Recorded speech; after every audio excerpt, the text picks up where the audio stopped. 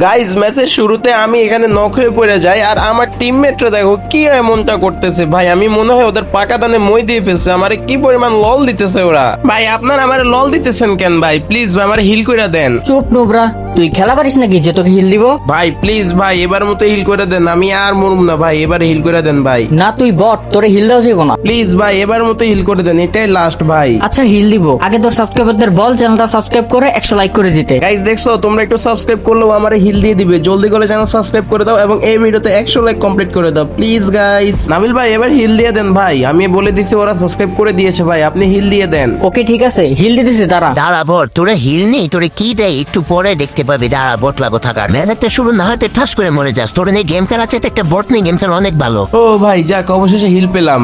এ কি ভাই আমি এখান থেকে বের হতে পারতেছি না কেন? এ ভাই এটা কেমন হলো ভাই? এটা কেমন হিল দিল ওরা?